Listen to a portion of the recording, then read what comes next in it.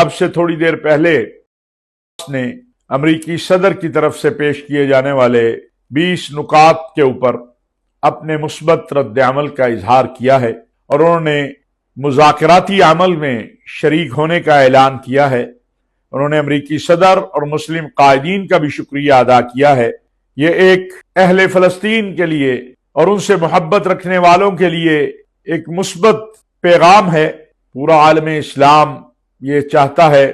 کہ فلسطینیوں کو ایک آزاد خود مختار فلسطینی ریاست ملے جس کا دارالخلافہ القدس شریف ہو،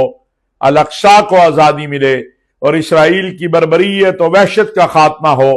ہم امید کرتے ہیں کہ جو حماس نے آگے بڑھ کر ان 20 نکات کو ویلکم کیا ہے اور اس سے پہلے مسلم قائدین، مسلم وزراء خارجہ اس کی تحسین کرتے ہوئے کچھ امور کے اوپر بات چیت کا عندیہ دے چکے ہیں، اب مذاکرات کے ٹیبل پر بیٹھ کے مسائل کو حل کیا جائے گا اور اسرائیل کی جو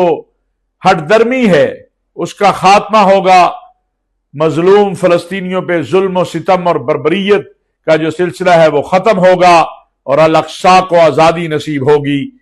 باذن اللہ تبارک و تعالی۔ وہ دن قریب ہے جب ہم الاقصی جائیں گے اور 2 نفل شکرانے کے ادا کریں گے۔ سب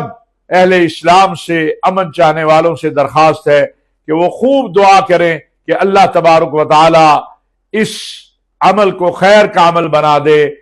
فلسطینیوں کی آزادی کا عمل بنا دے، الاقصی کی آزادی کا عمل بنا دے اور اس میں سے خیر نکلے جس سے امن کا بول بالا ہو اور فلسطینیوں کو ان کا حق ملے۔